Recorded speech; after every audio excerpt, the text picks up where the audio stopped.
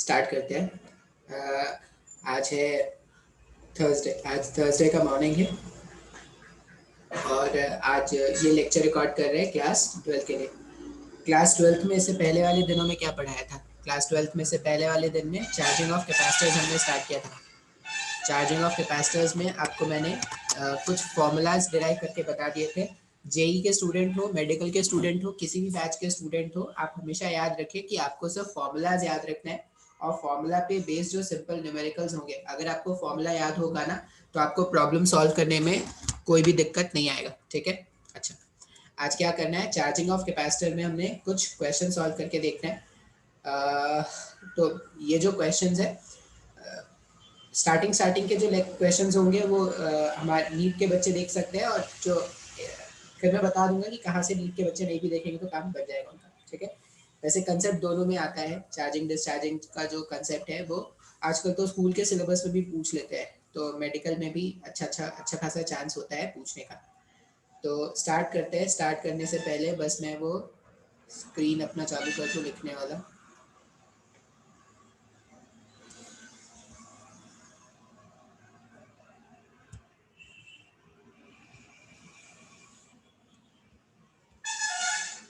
Share screen, open board, share. ठीक है, तो स्टार्ट करते हैं। कुछ न्यूमेरिकल्स होंगे। अच्छा, ये जो न्यूमेरिकल्स होंगे वो जेई वाले बच्चों के लिए तो बहुत ज़्यादा इंपॉर्टेंट है। मेडिकल वाले बच्चों के लिए इतना ज़्यादा इंपॉर्टेंट नहीं भी होता है, लेकिन जेई वाले बच्चों के लिए क्या होता है, मेडिकल वाले बच्चों के लिए ना स्टार्टिंग का जो लेक्चर होगा उस तरह के क्वेश्चन आएंगे। ठीक है, कल मैंने आपको बता दिया था कि जो कैपेसिटर है वो क्या होता है, टी इक्वल्स टू जीरो पर वो चार्ज होना स्टार्ट होता है और वो एक्सपोनेंशियली चार्ज होता है। एक्सपोनेंशियली चार्ज होता है मतलब पहले रेट ऑफ चार्जिंग बहुत फास्ट होता है और धीरे धीरे रेट ऑफ चार्जिंग स्लो होता जाता है। ठीक है, ये बता दिया था। अच्छा, अब इसमें और क्या याद रखना है, वो जितने भी फॉर्मूलाज है ना, फॉर्मूलाज अगर आप डिराइव कर सकते हो तो डिराइव करना, और अगर आपको लगता है कि नहीं सिंपल याद रख हम याद रख सकते हैं तो याद रखें। ठीक है, अच्छा और कुछ और आगे बात बताते हैं इसमें, मतलब जो भी हमने कैपेसिटर्स देखा था उसमें कुछ और आगे बात बताते हैं। हमने क्या देखा था, हमने कल जब स्टार्ट किया तो ये सिंपल सर्किट से हमने स्टार्ट किया था। एक रेजिस्टर था, इसमें एक कैपेसिटर इस तरह से लगा था और इसको हमने क्या किया था, एक बैटरी और की से कनेक्ट कर देते हैं। इस तरह से एक बैटरी है और एक की है जिससे हमने कनेक्ट कर दिया। अब जैसे ही हम की को क्लोज करते थे at T equals to zero, at T equals to zero अगर आप देखोगे तो कैपेसिटर में चार्ज कितना है, जीरो है। कैपेसिटर में जो चार्ज है वो जीरो है। Charge on the capacitor, charge on the capacitor, capacitor पे जो चार्ज है उसका वैल्यू क्या है, जीरो। ठीक है, अच्छा अगर कैपेसिटर पे चार्ज जीरो है मतलब ऐसा बोल सकते हैं कि अगर ये वी वोल्ट का है तो इधर वी वोल्ट रहेगा, इधर जीरो रहेगा, इधर जीरो रहेगा, इधर जीरो रहेगा। इसका मतलब इधर का जो पोटेंशियल है, कैपेसिटर के इस तरफ का जो पोटेंशियल है कैपेसिटर का उस तरफ भी वही पोटेंशियल है, मतलब ये क्या हो रहा है, यहाँ पे कोई पोटेंशियल का ड्रॉप नहीं हो रहा है। तो ये एक सिंपल वायर के जैसा बिहेव कर रहा है क्या, क्योंकि वायर में ही हम क्या करते थे, हम ये जानते थे कि वायर के केस में ही पोटेंशियल का ड्रॉप नहीं होता। तो मैं इस सर्किट को at T equals to zero पर इस सर्किट को सिंपल ये इमेजिन कर सकता हूँ क्या। अब ऐसा क्यों बता रहे हो सर, क्योंकि इसमें कुछ क्वेश्चंस आएंगे आपके पास, वो आपसे पूछेंगे कि एक कैपेसिटर लगा के दे देंगे और वो आपको बोलेंगे कि टी इक्वल्स टू जीरो पर सर्किट पे क्या करंट है वो बताओ। मैं भी क्वेश्चन सॉल्व करा दूंगा। जैसे ये आर हो गया, यहाँ पे वी है और ये क्या है, जीरो है। मैंने इस सर्किट को टी इक्वल्स टू जीरो पर हम ऐसा बना सकते हैं।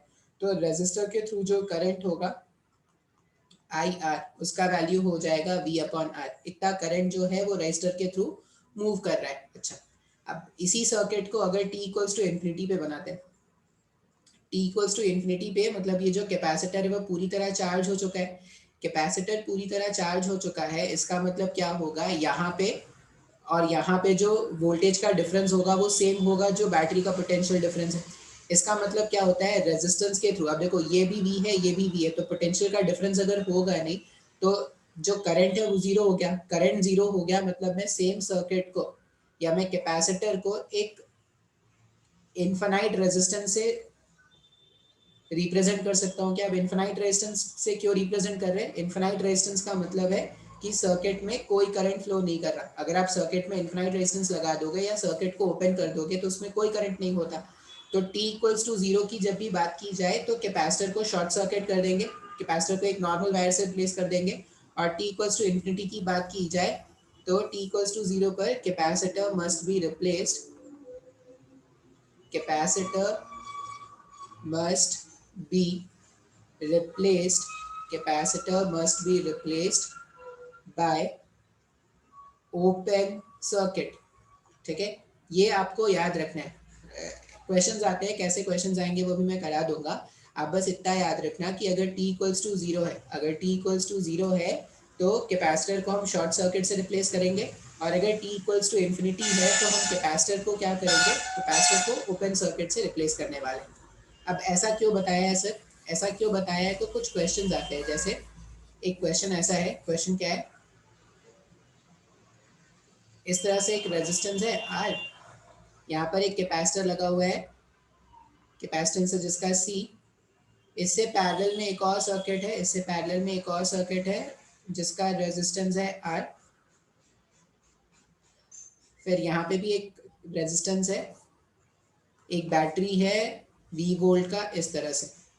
ठीक है, और ऐसा बोला गया है कि अगर इस वाले ब्रांच में करंट है I, इस वाले ब्रांच में करंट है I1 और इस वाले ब्रांच में करंट है I2, तो क्वेश्चन में पूछा गया है find the value of, find the value of I, I1, I2 at t equals to 0 and at t equals to infinity। t equals to 0 और t equals to infinity पे हमें क्या करना है, ये जो रेजिस्टर है इस रेजिस्टर के अक्रॉस इन सारे ब्रांचेस में करंट निकालना है।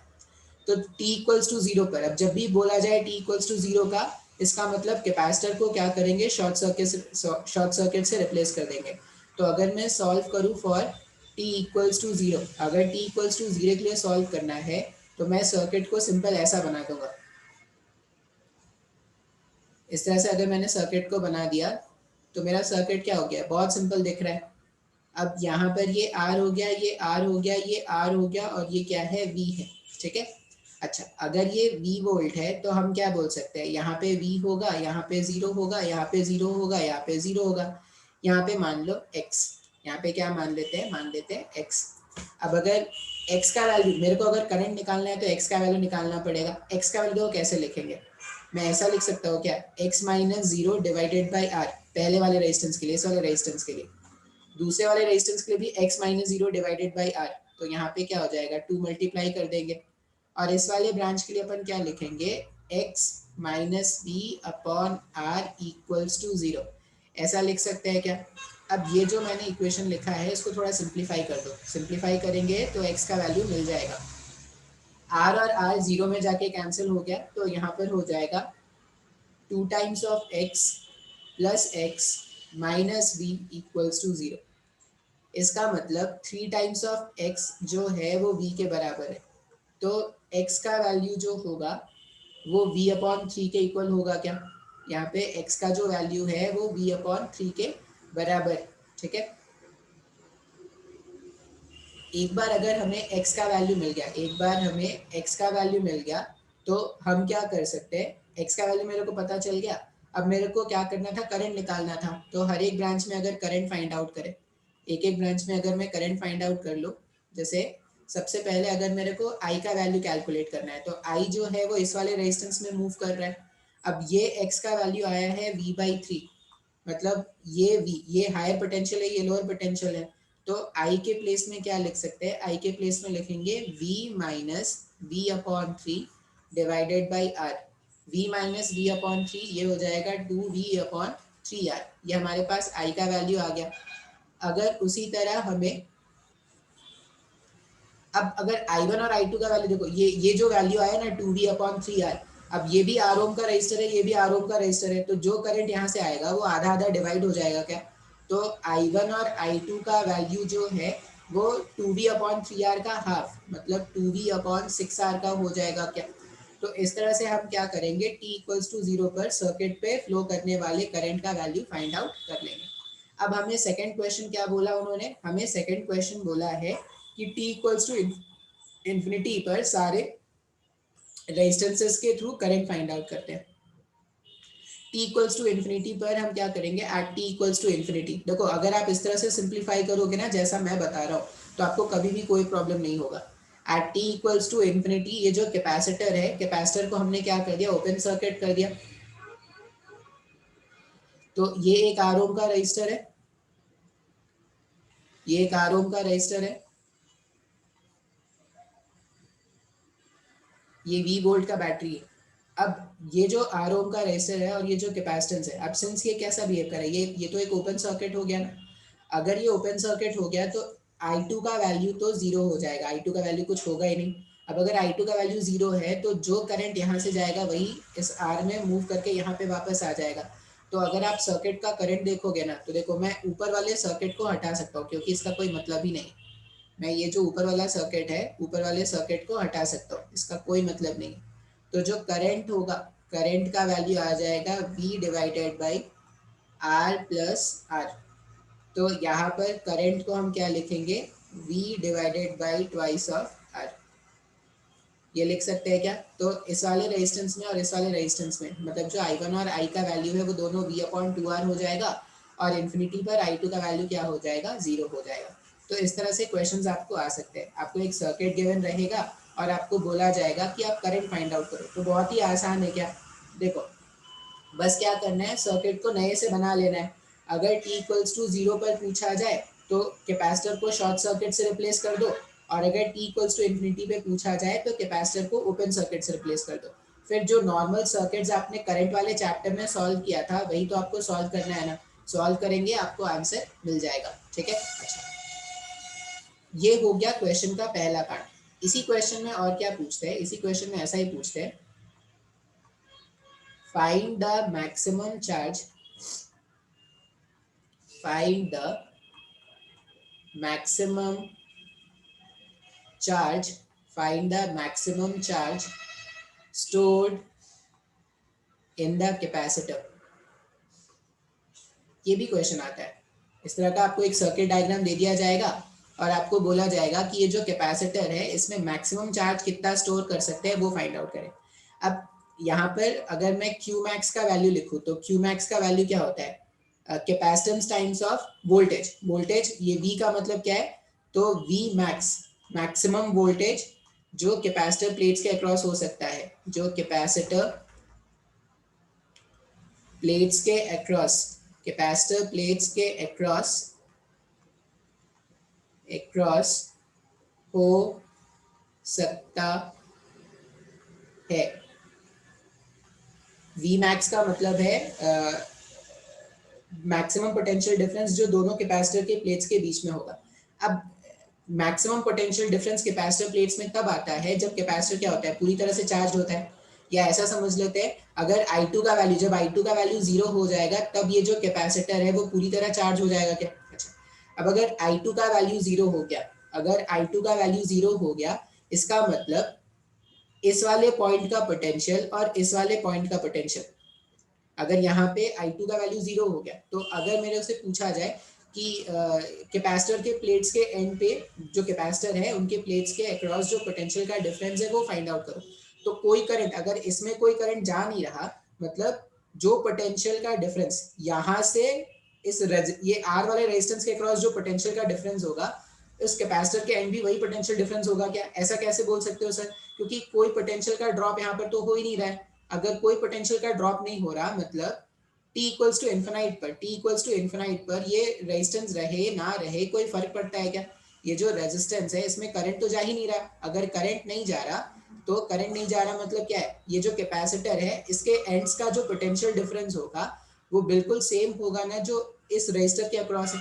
तो अगर मेरे को किसी तरह से इस रेजिस्टर के अक्रॉस का पोटेंशियल डिफरेंस अगर मिल जाएगा, तो जो कैपेसिटेंस है या जो कैपेसिटर है उसके अक्रॉस का पोटेंशियल डिफरेंस लिख सकते हैं। अब मेरा अगर सर्किट देखोगे ना, तो ये ऊपर वाले सर्किट को मैं भी भूल जा रहा हूँ, क्यों, क्योंकि मेरे को मतलब ही नहीं है। मेरे को क्या करना है, बस यहाँ से यहाँ का पोटेंशियल डिफरेंस जानना है।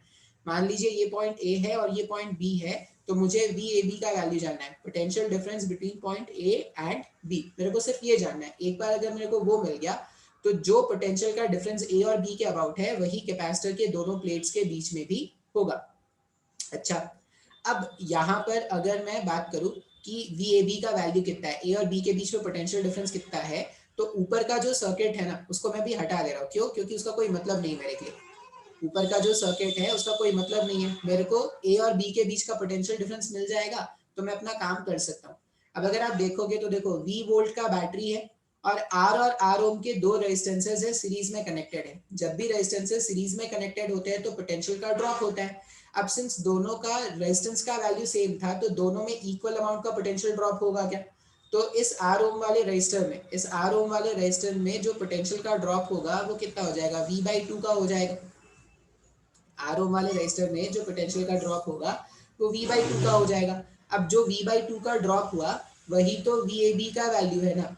एक बार VAB का वैल्यू मिल गया V/2 तो हम क्या करते हैं, V/2 को अगर C से मल्टीप्लाई कर देंगे तो ये मेरे पास maximum charge stored in the capacitor आ जाएगा क्या?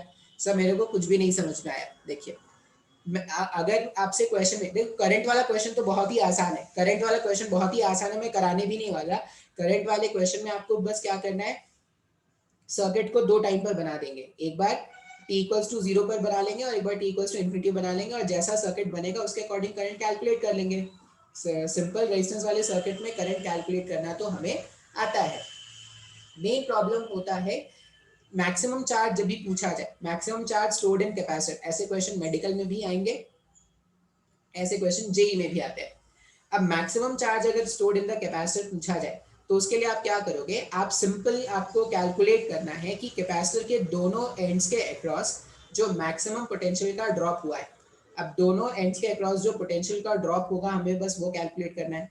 एक बार अगर हमने वो कैलकुलेट कर लिया, एक बार हमने वो कैलकुलेट कर लिया तो हम क्या कर सकते हैं, बस सी के वैल्यू से पोटेंशियल के डिफरेंस को मल्टीप्लाई कर दो, जो भी आएगा वो अपना आंसर होगा। शायद एक क्वेश्चन में नहीं समझ में आया होगा, मैं भी और भी क्वेश्चंस करा देता हूँ। आप क्या करना, स्क्रीन पॉज करके इसको नोट डाउन कर लेना।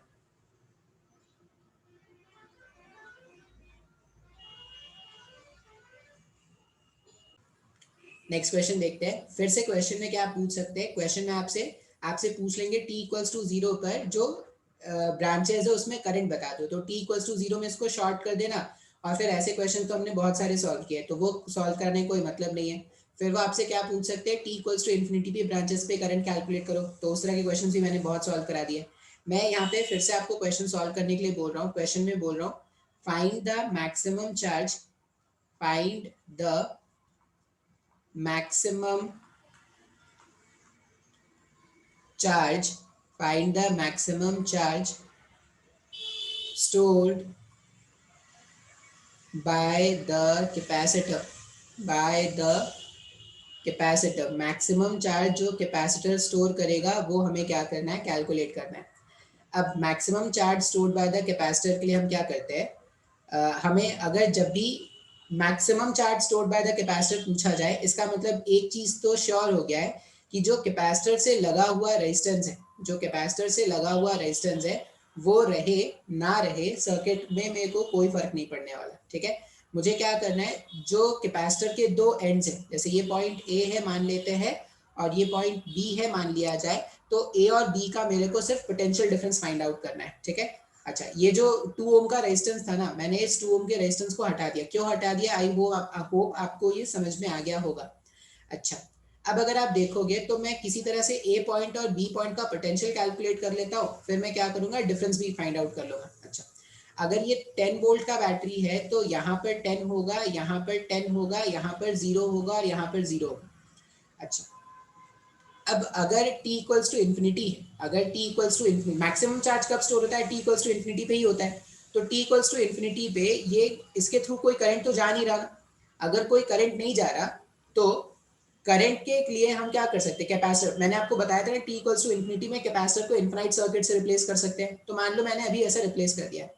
अब अगर आप ध्यान से देखेंगे तो देखो ये 4 ओम और 4 ओम मेरे पास क्या है, ये 4 ओम और ये 4 ओम और ये 6 ओम और ये 3 ओम, ये 6 ओम 3 ओम सीरीज में है, 4 ओम सीरीज में, और ये दोनों पैरेलल में कनेक्टेड है क्या। अच्छा, अब अगर यहां से मान लेते हैं ये पॉइंट है सी, ये डी, ये ई, ये एफ।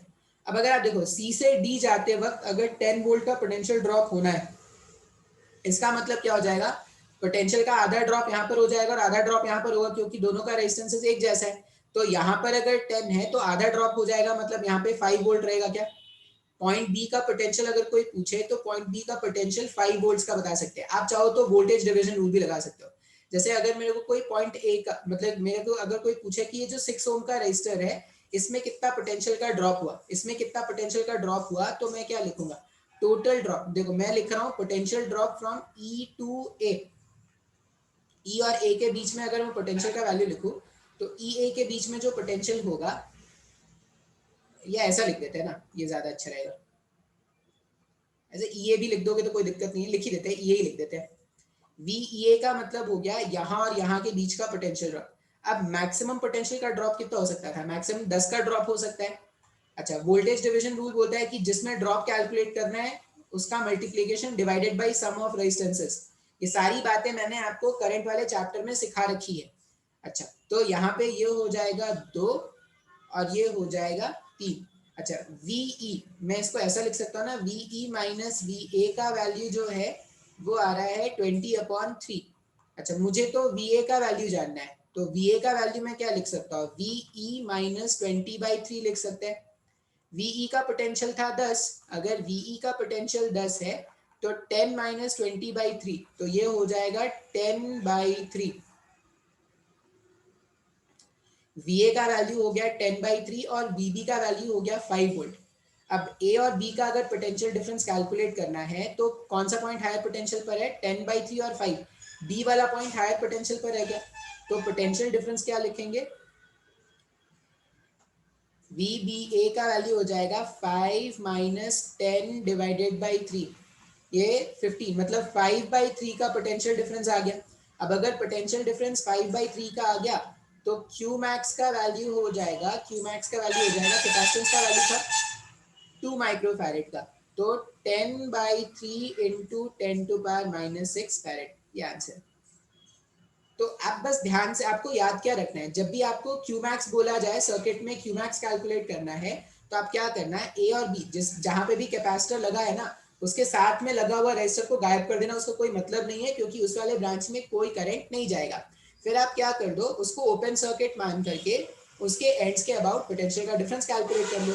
एक बार पोटेंशियल का डिफरेंस मिल गया तो आपको क्यूमैक्स का वैल्यू मिल जाएगा। ठीक है, एक और क्वेश्चन करा देता हूँ, फिर से थोड़ा स्क्रीन पॉज।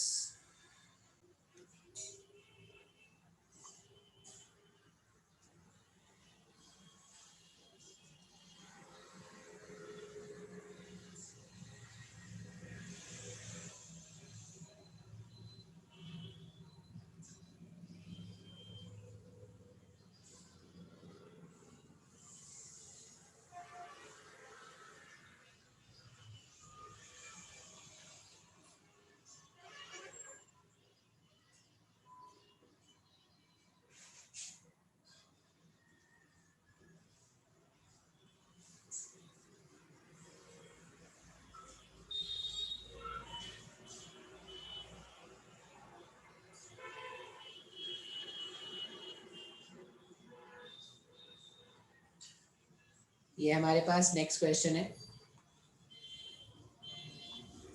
ये 20 वोल्ट का बैटरी है, ये 3 ओम का रजिस्टर है, ये भी 3 ओम का रजिस्टर है, ये भी 4 ओम का रजिस्टर है, ये 2 ओम का रजिस्टर है।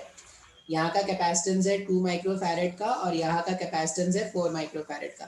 क्वेश्चन में बोला गया है find the maximum charge stored in the capacitors. ये C1 है मान लेते हैं और ये C2 है, तो C1 और C2 पे जो मैक्सिमम चार्जेस स्टोर्ड है उनका वैल्यू क्या करना है, कैलकुलेट करना है। अब बहुत ही आसान है, C1 C2 पर अगर मेरे को मैक्सिमम चार्जेस कैलकुलेट करना है, देखो जब कैपेसिटर पूरी तरह चार्ज होता है, कैपेसिटर पूरी तरह चार्ज हो गया इसका मतलब क्या होगा, इसको मैं ओपन सर्किट से रिप्लेस कर दूंगा।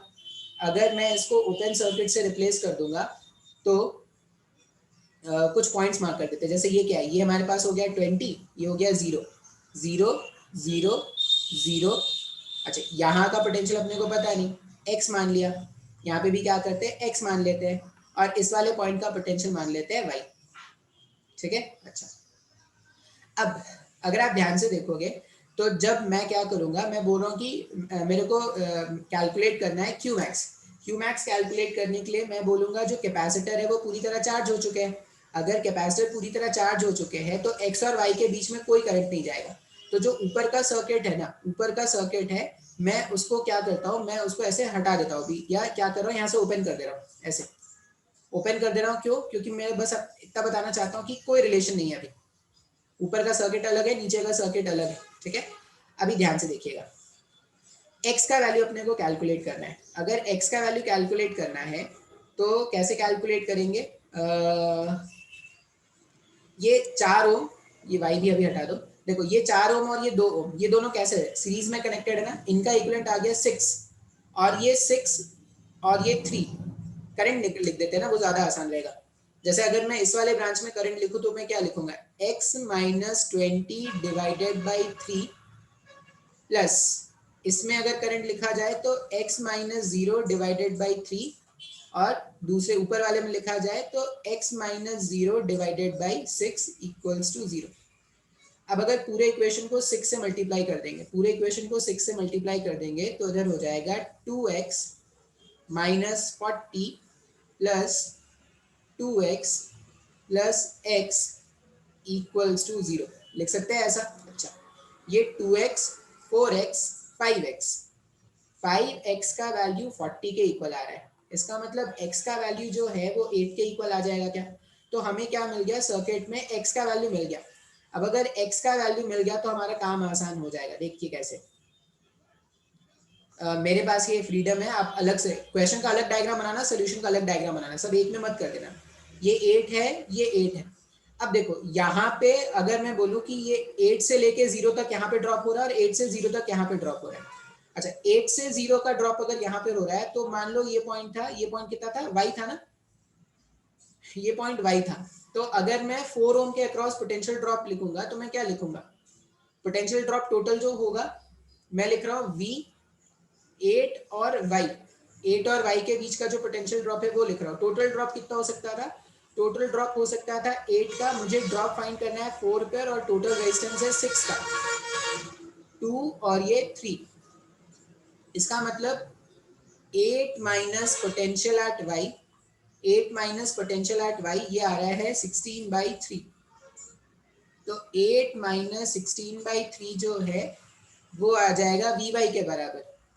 इसका मतलब vy जो है वो 24 माइनस 16, वो हो जाएगा 8/3 के बराबर। vy का वैल्यू 8/3 हो जाएगा क्या। तो मैंने vy का वैल्यू कैलकुलेट कर लिया, बहुत ही आसान है क्या। इसका पोटेंशियल पता है, इसका पोटेंशियल पता है। अब मैं क्या करता हूँ ना, मैं अगर कैपेसिटर्स को देखूं तो ये जो 2 माइक्रोफैरेड का कैपेसिटर है, इसके एंड्स का पोटेंशियल डिफरेंस कितना होगा, 8 माइनस 8/3 होगा क्या। तो अगर मेरे को Q1 का मैक्सिमम वैल्यू लिखना है, charge stored in first capacitor का मैक्सिमम वैल्यू लिखना है, तो पोटेंशियल डिफरेंस है 8 माइनस 8/3 का। 8 माइनस 8/3, ये 16/3 था ना, यहाँ से यहाँ का ड्रॉप कितना आया था, 16/3 आया था क्या, हाँ 16/3 आया तो था। तो वो सिंपली क्या लिख देंगे, 8 माइनस 8/3 इंटू 2 माइक्रोफैरेड, तो ये हो जाएगा 16/3 इंटू 2 माइक्रोफैरेड। ये हमारा पहला आंसर हो गया। उसी तरह Q2 का वैल्यू अगर आप कैलकुलेट करोगे तो देखो, अगर यहाँ पे टोटल 8 का ड्रॉप होना है यहाँ से यहाँ आने पर, और 16/3 का ड्रॉप यहाँ पर हो गया, तो बचा हुआ 8/3 का ड्रॉप यहाँ पर होगा। तो ये हो जाएगा 8/3 इंटू 4 माइक्रोफैरेड। सॉल्व करने से ये Q1 और Q2 का maximum charges stored in the capacitors का वैल्यू आ जाएगा। तो आई होप ये आपको समझ में आया होगा कि किस तरह से maximum charge stored in the capacitor का वैल्यू फाइंड आउट करते हैं। अच्छा, यहाँ तक जो लेक्चर था वो मेडिकल के बच्चों के लिए भी है और जेई के बच्चों के लिए। इसके बाद का जो लेक्चर है वो मेडिकल के बच्चों के लिए नहीं है, वो सिर्फ जेई के बच्चों के लिए होगा, ठीक है। तो मेडिकल वाले बच्चे यहाँ पे साथ छोड़ सकते हैं, वो नेक्स्ट लेक्चर में आएंगे फिर, ठीक है। मेडिकल वाले बच्चों में ना देखो, ऐसा जनरली होता है कि मैं बहुत बार ऐसा बोलता हूँ कि मेडिकल वाले बच्चों के लिए वो नहीं है। इसका ये मतलब नहीं है कि मेडिकल का फिजिक्स आसान है। जेई वाले बच्चों के लिए क्या होता है ना, ज्यादा टाइम मिलता है आपको। एक तो चीजें देखो, मेडिकल वाले स्टूडेंट्स में क्या करना है, एक तो जनरली आप ऐसा लोग मानते हैं कि मेडिकल में जो ही आते हैं जिनका मैथ्स थोड़ा वीक है, ये मैं नहीं मानता, वो पढ़ने की देर है। आप पढ़ोगे तो कोई वीक नहीं है, आप नहीं पढ़ोगे तो सब कुछ वीक है। मेडिकल का जो फिजिक्स है उसमें आपको क्वेश्चंस ज्यादा सॉल्व करने, तो आप प्रैक्टिस ज्यादा करो। जेई वाले जो बच्चे हैं वो कंसेप्ट पे ज्यादा फोकस करेंगे, वो चीजों को एनालाइज करने पे ध्यान रखेंगे कि सर किस तरह से एनालाइज करते हैं, सर किस तरह से बताते हैं, ये ज्यादा इंपॉर्टेंट है। मेडिकल वाले बच्चे थोड़ा फॉर्मूला फोकस रहेंगे कि किस तरह से फॉर्मूला आया है, फॉर्मूला को किस तरह से यूटिलाइज करना है। क्वेश्चंस देखो, क्वेश्चंस तो प्रैक्टिस करने पड़ेंगे, चाहे आप जेई के हो चाहे आप मेडिकल के हो, ठीक है। अब इसके बाद का जो लेक्चर है वो सिर्फ जेई के लिए है, तो मैं थोड़ा स्क्रीन पॉज करता हूँ फिर मैं आपको बताता हूँ। ऐसा क्वेश्चन मैंने आपको पहले भी कराया था, फर्स्ट वाला क्वेश्चन शायद ऐसा ही था। इसमें मैंने आपको बोला था कि t इक्वल्स टू इन्फिनिटी पर जो मैक्सिमम चार्ज इसमें स्टोर हुआ है वो फाइंड करने के लिए, ये क्वेश्चन मैंने करा दिया ना। अब इसमें ना कभी कभी ऐसा भी बोलते हैं कि फाइंड क्वेश्चन कैसा बोलेंगे, क्वेश्चन ऐसा बोलेंगे, find the charge, find the charge stored in the capacitor, find the charge stored in the capacitor, in the capacitor as function of time t। ये क्वेश्चन पूछेंगे कि कैपेसिटर में जो चार्ज स्टोर हो रहा है वो किसी टी टाइम पर कैपेसिटर पे कितना चार्ज स्टोर होगा, ये पूछा गया है। मतलब इस बार इनफाइनाइट टाइम पर स्टेडी स्टेट पर क्या चार्ज है, मैक्सिमम चार्ज नहीं पूछा गया, किसी भी जनरल टाइम पर कितना चार्ज है वो पूछा गया। अब ऐसा क्वेश्चन अगर आएगा तो कैसे सॉल्व करेंगे, तो एकदम ध्यान से देखते हैं। किसी भी इंस्टेंट पे कैपेसिटर पे जो चार्ज होता है, किसी भी इंस्टेंट पे कैपेसिटर पे जो चार्ज है वो कैपेसिटेंस, ये तो वैल्यू कांस्टेंट है। चेंज क्या होता है, चेंज होता है प्लेट्स के बीच का पोटेंशियल डिफरेंस। तो अगर प्लेट्स के बीच का पोटेंशियल डिफरेंस किसी भी इंस्टेंट ऑफ टाइम का पता चल जाए तो उस इंस्टेंट पे उसने जो चार्ज स्टोर किया होगा वो पता कर सकते हैं क्या। अच्छा, अब अगर देखा जाए तो ये मेरे पास क्या है, ये V वोल्ट है। अगर ये V वोल्ट है तो यहाँ पे क्या करता है, ये हो जाएगा जीरो, ये हो जाएगा V, ये जीरो, ये V, ये भी जीरो, ये भी जीरो, यहाँ पर भी जीरो। अच्छा, इस वाले पॉइंट का पोटेंशियल नहीं पता तो मान लेते हैं x, इस वाले पॉइंट का पोटेंशियल नहीं पता तो मान लेते हैं x। अब अगर आप देखोगे तो किसी भी इंस्टेंट ऑफ टाइम पे जो पोटेंशियल का डिफरेंस है वो x माइनस जीरो का है क्या, तो अपने को क्या करना है, सिंपल x, सॉरी x, यहाँ पे करंट भी फ्लो कर रहा है, इस वाले केस में यहाँ पे करंट भी फ्लो कर रहा है, तो ऐसा मान लेते हैं कि यहाँ पे जो करंट फ्लो कर रहा है वो क्या है, I, इस तरह से लिख सकते हैं। अब अगर मेरे को x का वैल्यू कैलकुलेट करना है तो x का वैल्यू कैसे कैलकुलेट करते हैं, नोडल एनालिसिस लगाते हैं। जब भी किसी पॉइंट का पोटेंशियल निकालना होता है तो नोडल एनालिसिस से हम सॉल्व करते हैं, नोडल एनालिसिस या किरचॉफ करंट लॉ से सॉल्व करते हैं। तो अगर मैं इस वाले ब्रांच के लिखूं i का वैल्यू क्या लिख सकते हैं, x माइनस, मान लो किसी इंस्टेंट ऑफ टाइम पर इसमें जो चार्ज स्टोर हुआ होगा, इसमें आ गया होगा माइनस क्यू का चार्ज, इसमें आया होगा प्लस क्यू का चार्ज, यही तो कैलकुलेट करना है। तो x minus Q divided by C, अगर मैं i का वैल्यू लिखूं तो ये इस वाले पॉइंट का पोटेंशियल है x, इस वाले पॉइंट का पोटेंशियल हो जाएगा q डिवाइडेड बाई सी। तो x minus Q divided by C divided by resistance r, divided by resistance r plus इस वाले रेजिस्टेंस के लिए अगर लिखेंगे तो क्या लिखेंगे, x minus zero divided by resistance r plus सब नीचे वाले रेजिस्टेंस के लिए लिखेंगे तो क्या लिखेंगे, x minus V divided by r equals to zero. लिख सकते हैं क्या ऐसा, r r r, सब r अगर मैं उधर भेज दूं तो वो क्या हो जाएगा, जीरो में जाके कैंसिल हो जाएगा। तो सारे r को अगर मैंने उधर भेज दिया तो इक्वेशन क्या बच रहा है, x minus Q C plus x minus V equals to zero, इस तरह से इक्वेशन बच रहा है ना। तो अगर ये x 2x 3x यहाँ पर आ गया, 3x का वैल्यू जो है, 3x का वैल्यू जो है वो आ जाएगा v प्लस क्यू अपॉन सी, मतलब x का वैल्यू हो जाएगा v प्लस क्यू, इसको अच्छा भी लिख सकते हैं cv प्लस 3c। हमने क्या कर दिया, हमने x का वैल्यू ढूंढ लिया। अब x का वैल्यू ढूंढने से क्या हो जाएगा, x का वैल्यू ढूंढने से हम क्या कर सकते हैं, कैपेसिटर के प्लेट्स के बीच का पोटेंशियल डिफरेंस निकाल सकते हैं, क्योंकि अल्टीमेटली तो मेरे को वही फाइंड आउट करना है। अच्छा, अब आगे का जो सॉल्यूशन है उसके लिए क्या करते हैं, थोड़ा स्पेस खाली करते हैं पहले। अच्छा, मेरे पास ना x का वैल्यू आ गया, मेरे पास x का वैल्यू आ गया। अब ये जो कैपेसिटर है, ये कैपेसिटर के में जो चार्ज स्टोर हो रहा होगा वो इस I के कारण है क्या? तो मैं इस I का जो वैल्यू है उसको क्या लिखूंगा, I को इस तरह से लिखेंगे ना, I का वैल्यू लिखेंगे x माइनस क्यू अपॉन सी, इस तरह से लिखना है अपने को। और I के प्लेस में लिख देते हैं D Q upon D T. Sir ये समझ में नहीं आया, देखो ये जो I इस वाले रेजिस्टेंस में जो I मूव कर रहा है उसी के कारण तो कैपेसिटर में चार्ज स्टोर हो रहा है ना, तो इस वाले I को मैंने रिप्लेस कर दिया D Q upon D T से। x का वैल्यू क्या आया था, x का वैल्यू आया था सी वी प्लस क्यू। देखो डेरिवेशन करा रहा हूँ, तुमको डेरिवेशन नहीं जानना है, एक शॉर्ट ट्रिक बता दूंगा उसे काम बन जाएगा, लेकिन आपको एक तो डेरिवेशन जानना पड़ेगा ना। 3c minus Q divided by C, इस तरह से मैंने लिख दिया।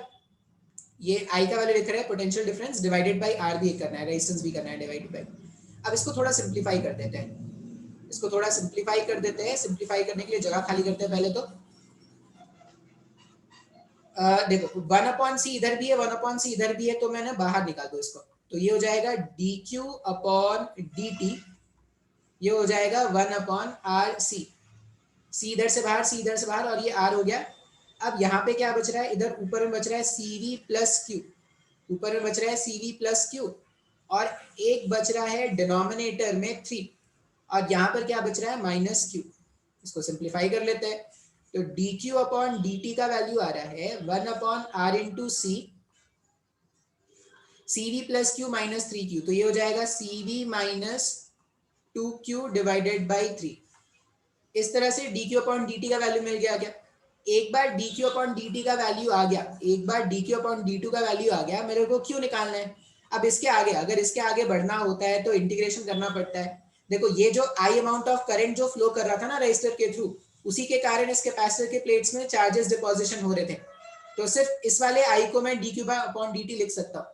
अब इंटीग्रेशन करने के लिए वेरिएबल्स आप सेपरेट कर दो, ये शायद आपने मैथ्स में पढ़ लिया होगा, वेरिएबल सेपरेशन मेथड। तो मैं इसको ऐसा लिख देता हूँ, ये उधर लिख दो cv माइनस 2q इधर लिख दिया, और इधर भेज देते हैं dt upon 3 times of rc, integrating both side और लिमिट्स पुट करते हैं। जब t इक्वल्स टू 0 है तो charge stored in the capacitor कितना था, 0 था। किसी जनरल टाइम t पे जो चार्ज स्टोर्ड है q, उसी का वैल्यू तो कैलकुलेट कर रहे हैं, तो इस तरह से लिमिट्स हमने क्या कर दिया, पुट कर दिया। अब बस इसका इंटीग्रेशन करेंगे, सॉल्व करेंगे और आंसर आ जाएगा। अब तुम बोलोगे सर इतना भारी भरकम इंटीग्रेशन जानना है क्या? तुम्हारा मर्जी, अगर तुम जानना चाहते हो अच्छी बात है, नहीं जानना चाहते तो कोई बात नहीं, मैं एक शॉर्ट ट्रिक बता दूंगा, सिर्फ वो जान लेना। अब इसका जब इंटीग्रेशन करेंगे तो इसका इंटीग्रेशन आ जाएगा ln। अब सिंस ये सिर्फ जेई वाले बच्चों के लिए तो मैं एक एक करके इसका इंटीग्रेशन नहीं बताऊंगा, ये इस तरह का इंटीग्रेशन आपने पढ़ लिया होगा, और नहीं पढ़ा है तो अपने मैथ्स वाली टीचर्स को पकड़ो जाके। cv माइनस 2q, और लिमिट्स क्या करना है, लिमिट्स अपने को पुट करना है, लिमिट्स पुट करेंगे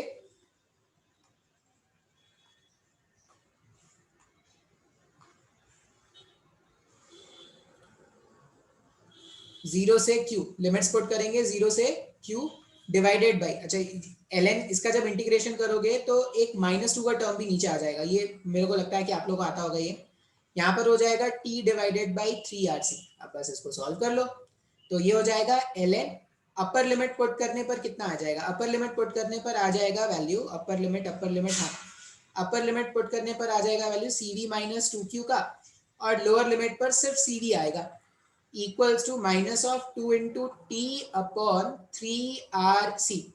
इसको अगर और थोड़ा सिंप्लीफाई करें तो cv minus 2q upon cv equals to e minus 2t upon 3rc। तो मेरे को तो q का वैल्यू जानना है, इसको मैं अरेंज करके क्या लिख सकता हूँ, cv माइनस 2q जो है वो हो जाएगा cv e minus 2t upon 3rc। तो यहाँ पर q का वैल्यू कितना आ जाएगा, q का वैल्यू आ जाएगा, ये -2q वाले टर्म को उधर भेज दो, बाकी इधर भेज दो, तो ये हो जाएगा cv 1 minus e minus 2t upon 3rc divided by 2। ये वैल्यू है जो किसी भी इंस्टेंट ऑफ टाइम पर कैपेसिटर के प्लेट्स में चार्ज स्टोर का होगा। अब तुम t के प्लेस में अलग अलग वैल्यूज रख के देखोगे ना, तो आपको आंसर दिखता दिखेगा। जैसे t को अगर आप 0 रख दो, t को अगर आप 0 रख दोगे तो t का वैल्यू 0 रखने पे ये e टू पावर 0 हो गया ना, 1 माइनस 1 जीरो हो गया, तो charge store in the capacitor कितना हो गया, जीरो। अब अगर आप टी के प्लेस में इन्फिनिटी रख दोगे तो टी के प्लेस में इन्फिनिटी रखने से ये 1 अपॉन इन्फिनिटी हो जाएगा जीरो। 1 अपॉन इन्फिनिटी जीरो है तो CV upon two, maximum charge में सीवी अपॉन टू का ही आया था क्या। तो इस तरह से हम क्या करेंगे, किसी भी कैपेसिटर प्लेट में किसी भी इंस्टेंट ऑफ टाइम पर जो चार्ज स्टोर होगा वो इस तरह से कैलकुलेट करेंगे। अब ये तो हो गया पूरा पूरा प्रॉपर मेथड जिससे आपको क्या करना है, सॉल्व करना है। जनरली एग्जाम में अगर सिर्फ एक कैपेसिटर आए, जो बहुत ज्यादा चांसेस होते हैं, सिर्फ एक कैपेसिटर आए तो जो अभी शॉर्ट ट्रिक बताऊंगा वो आपका काम करेगा। लेकिन अगर तुम्हारी फूटी किस्मत, अगर एक से ज्यादा कैपेसिटर्स आ गए तो ऐसे ही तुमको जैसे मैं बोलूं कि एक कैपेसिटर इधर है और एक सर्किट इधर भी लग के और इधर भी एक कैपेसिटर होता, तो इसके लिए अलग सॉल्व करते। इसके लिए मान लो करंट आई है, यहाँ पे करंट आई1 होता, तो यहाँ पे क्या लिख देते, इस वाले कैपेसिटर के लिए लिख देते dq1 अपॉन dt, इसके कारण से फिर वैसे ही इंटीग्रेशन करते तब जाके आपको वैल्यू मिलता। तो अगर आपकी किस्मत अच्छी है तो आपके पास सिर्फ एक कैपेसिटर आएगा, सिर्फ एक कैपेसिटर का क्वेश्चन आएगा तो आप शॉर्ट ट्रिक लगा सकते हो। शॉर्ट ट्रिक, अब देखो शॉर्ट ट्रिक क्या होता है, जो शॉर्टकट है या जो शॉर्ट ट्रिक यहाँ पे हम यूज करेंगे वो होता है, किसी भी इंस्टेंट ऑफ टाइम पर जो चार्ज स्टोर पूछा जाए कभी भी, तो आप लिख देना charge function of time t होता है q मैक्स, मैक्सिमम चार्ज जो स्टोर हो सकता है 1 minus t upon r equivalent times of c, r equivalent times of c। अब ये q मैक्स क्या है, q मैक्स है मैक्सिमम चार्ज स्टोर्ड या charge stored at the charge stored in the capacitor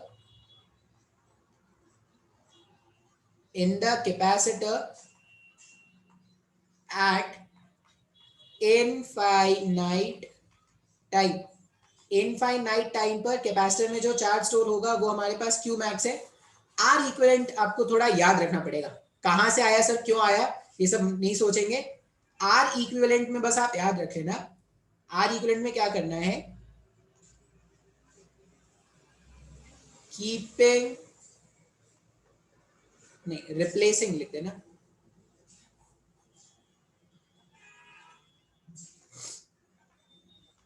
replacing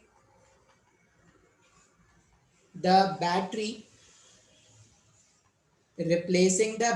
by short circuit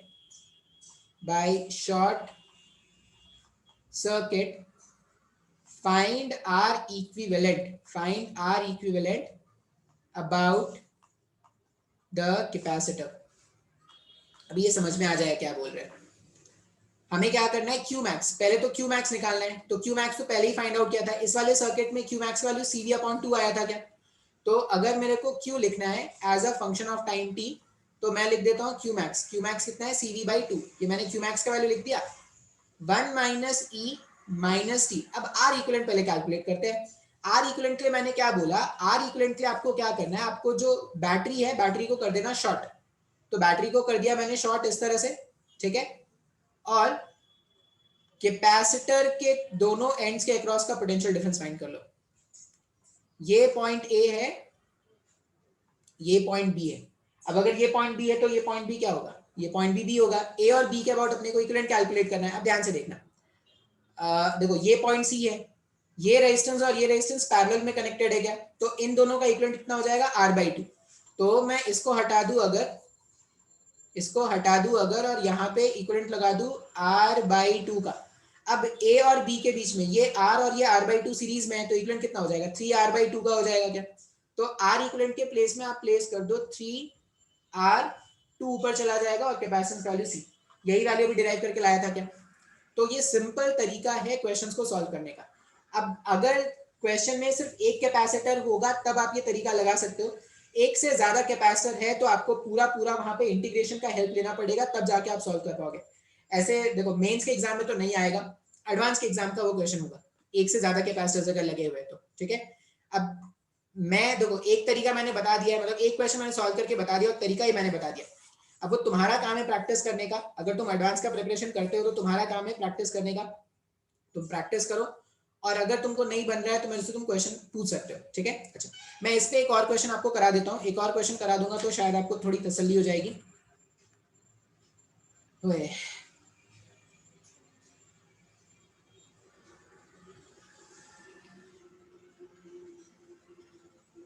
ये 2 ओम का capacitor है, ये 3 ओम का कैपेसिटर है, ये भी 2 ओम,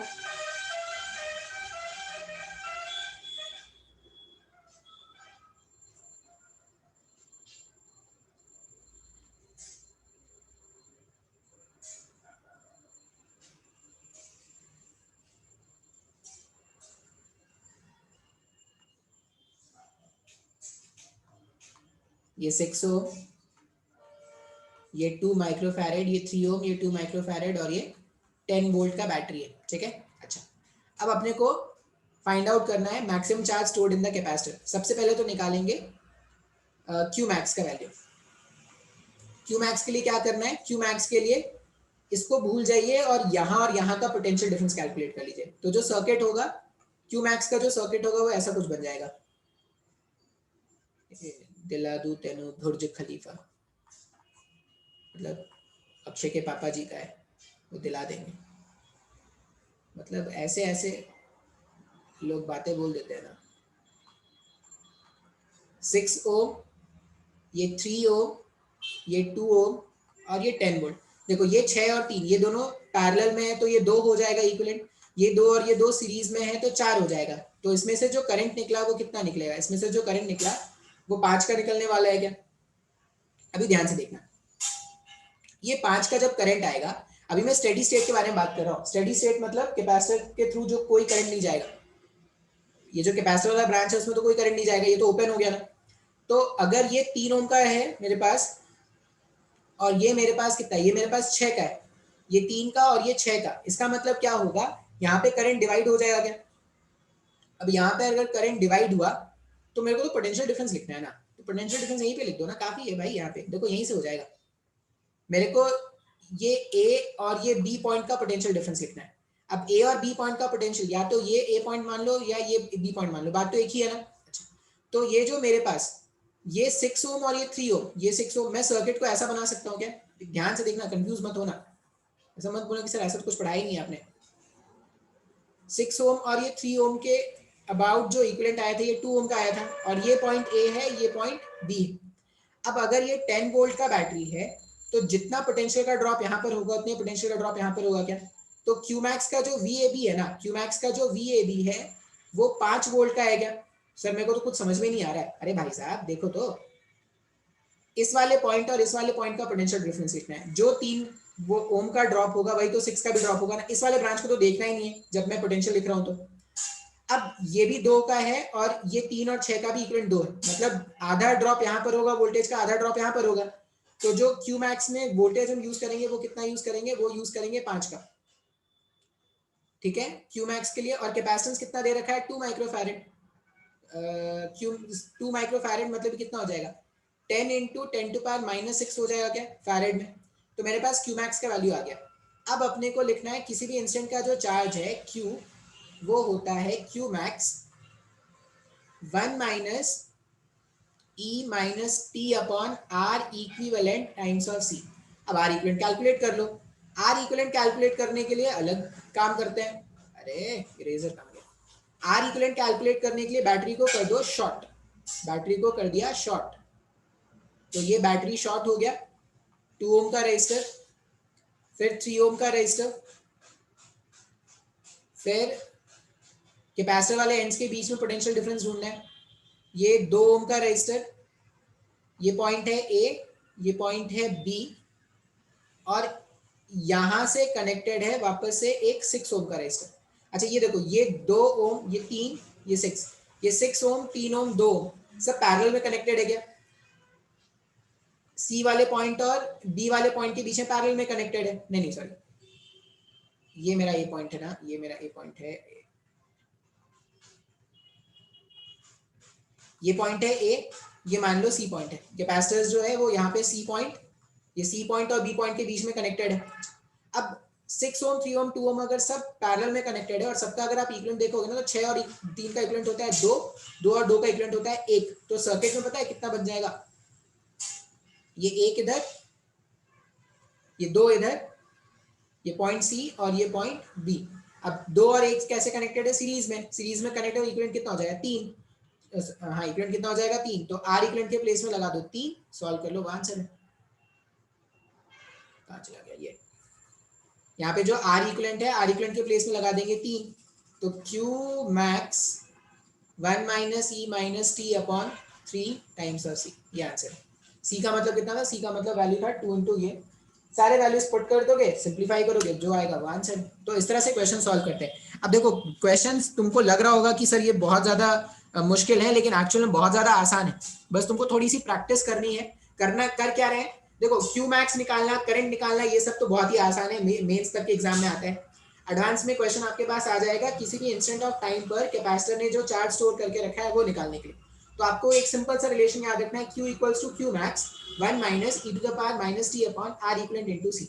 अब Q मैक्स आपको निकालना आता है, आर इक्विवेलेंट निकालने के लिए क्या कर देना, आप बैटरी को कर देना शॉर्ट, जितने भी बैटरी होंगे सबको कर देना शॉर्ट, और जो भी कैपेसिटर है, सिर्फ एक कैपेसिटर जब प्रेजेंट होगा तभी आप कर पाओगे, और जिस कैपेसिटर के अबाउट आपको निकालना है उसके अबाउट क्या कर दो, आर इक्विवेलेंट कैलकुलेट करो, सिंप्लीफाई कर लो, आंसर आ जाएगा।